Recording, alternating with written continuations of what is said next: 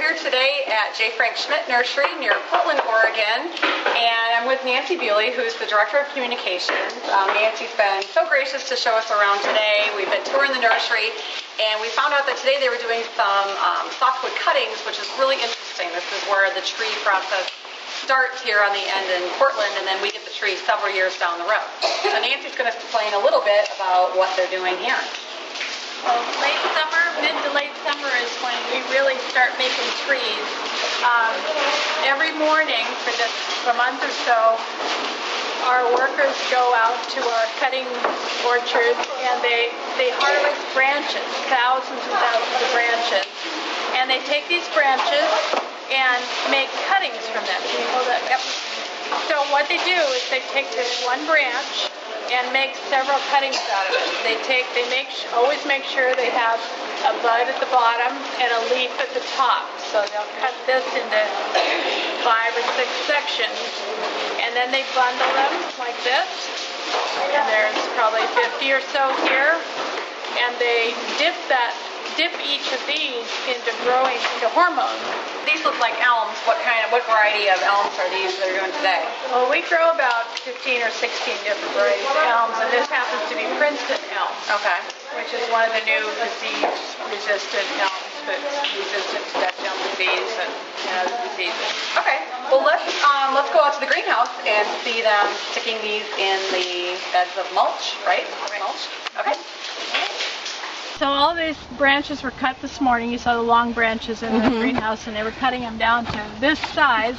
Well, then they've been dipped in hormone, and then the next thing they do is see how they're cutting, or see how they're making holes.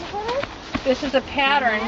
They're poking these down to the bottom of the little nail holes, and then just one after another, about 1,000 an hour, I think, and putting these in, and each of these will root in just a couple weeks. There'll be little white roots here. Then they'll stay in here through December or November, December, and they'll be all rooted out, and then they'll come in here with pitchforks and dig these all by hand. And then they'll be transplanted out into the fields, outdoor beds, and then they will grow there for a year, and then they'll be dug again with the tractor diggers, and then they'll be lined out in the fields 1 foot to 2 feet apart and grown maybe for another 3 years before you get it. So it's like a 5-year process before you get your bare root tree that you'll plant these about 5 springs from now.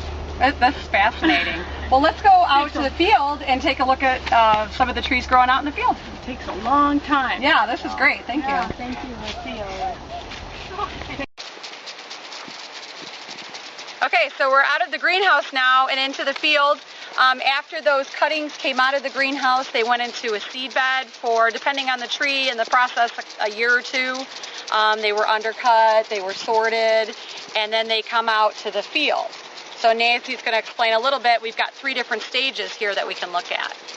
Well, earlier when we were in the greenhouse, we were watching them propagate Princeton elms. And now out in the field, this is red point maple, which is a red maple. And these trees were dug from the seed beds, from the transplant beds, and planted here last fall. And in the case of red maples, we just let them grow however they like. They get bushy. So they're here for a year, just building roots. We call this the 0 year, because we want that tree to make a really nice root, strong root, so that this winter we're going to come in here with a corn chopper actually, and we'll cut this tree off right about here. Just the whole field will just be mowed, and then in the spring we'll take one bud, we'll find one good bud, and we'll put what we call a grow straight on that, and we'll force that bud to just come up along this piece of metal. And so it'll just bring one bud will make the original stem of that tree. So next spring, this is going to grow probably about this high. and it'll look like this field over that you see over Let's walk here. over and point this one out. The one-year trees were harvested in the middle, and so these trees are going on to be grown for another 1 or 2 years. And then we will come through here this winter, and finally we're going to dig your trees for you. Yay! But we'll dig these bare root, undercut with a blade, and then they will be taken to the warehouses and graded for caliper and quality of the roots. And then they're bundled, usually in 5s, and they're stored in sawdust.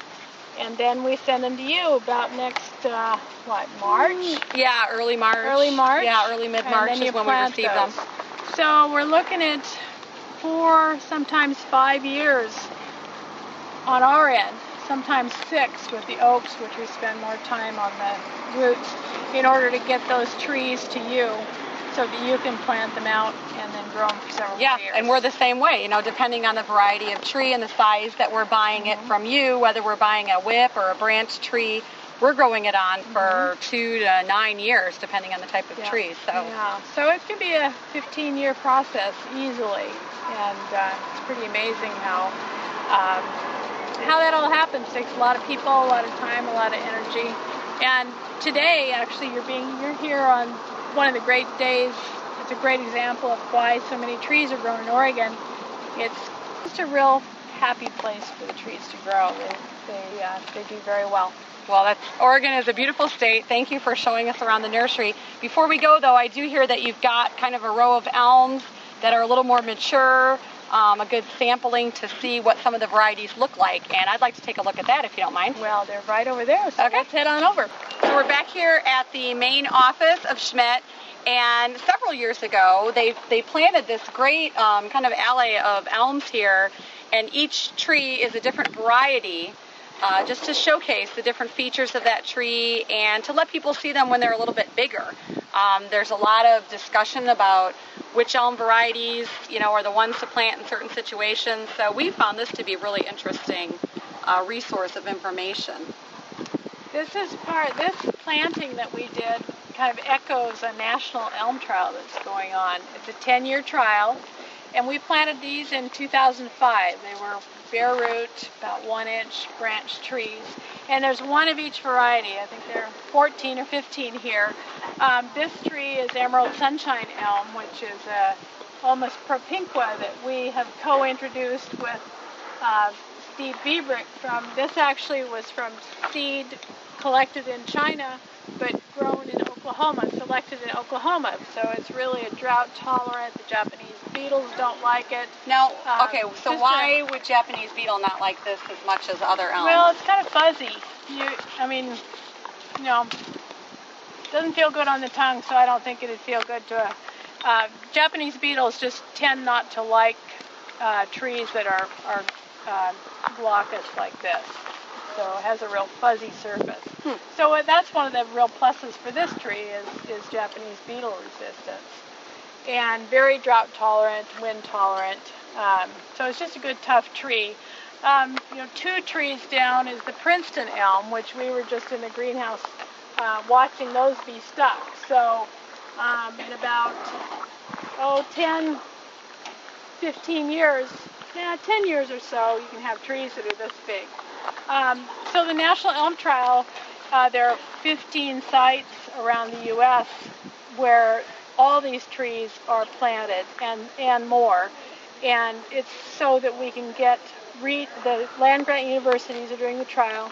And the purpose of it is so that we can determine which of these trees will work best in the different regions, because everybody has different growing conditions and soils and so on.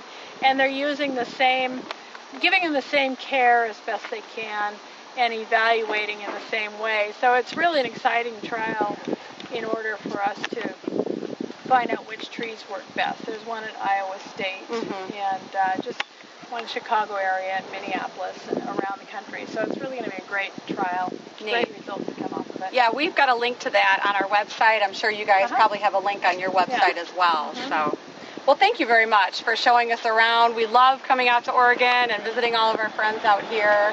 Always happy to stop by Schmidt. Thank you very much, Nancy. Thank you. Thanks for coming.